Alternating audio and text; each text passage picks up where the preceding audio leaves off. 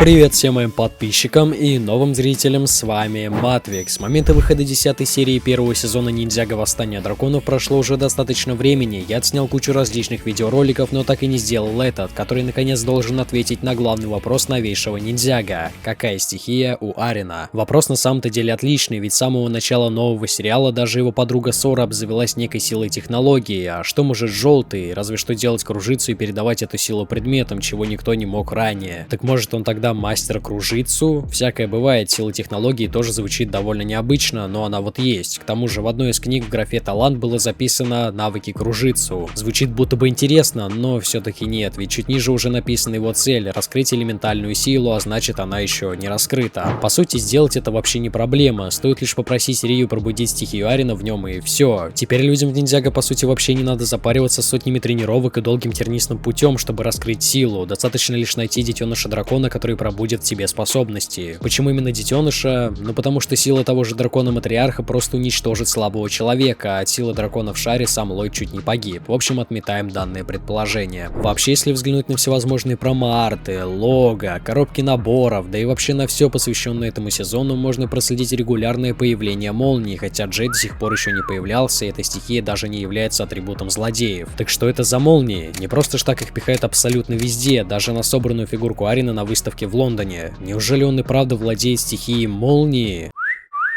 Честно говоря, хз, но ведь Wildfire владеет силой подобной огню, почему желтый не может обладать чем-то подобным молнии, тем более этот цвет также олицетворяет данную стихию. Но я правда не уверен, ведь судить по обычным сборным фигурам довольно глупо, ведь у такой же фигуры Анны также прослеживаются данные элементы. Но ведь эти молнии правда не могут быть тут просто так, разве что я еще могу объяснить это связью Арина с вот этим молниевым драконом, а связывает их лишь то, что они оба красуются на каждой коробке этого полугодия. Да, это именно тот дракон из лучшего, по моему мнению, комплекта Ниндзяго этого полугодия, и в самом наборе его оседлал Джей. В целом правильно, но мы так и не выяснили, какая сила у Арина. В поисках ответа на этот мучительный вопрос я посмотрел на его минифигурку, ведь у маленького Ллойда еще на злобном костюме была подсказка в виде зеленой цифры 5. У этого же я увидел оранжевого дракона и еще рога какие-то. По ним можно было бы подумать, что они у него выросли, и Арин превращается в гребаного дракона и сможет менять форму с человеческой на драконью, то бишь он будет кем-то вроде оборотня. Шок! Но все портят заклепки, которые отчетливо здесь есть. Следовательно, это какая-то диадема, которую Арин зачем-то будет носить. Я не хочу спешить, но хочу предположить, что возможно это некий артефакт, благодаря которому желтый сможет управлять драконами. Чего-то другого я придумать не могу, но в итоге все мои мысли и догадки почему-то сводятся к тому, что Арин будет как-то управлять драконами. По крайней мере, я склоняюсь именно к этому варианту. Ну или как максимум у него может не быть силы вообще никакой. Ну а что из мною предложенного вам кажется более реалистичным, напишите в комментариях. Либо напишите полностью ваши предположения, если они покажутся мне довольно классными, возможно я даже сделаю еще один ролик на эту тему. Сайонара.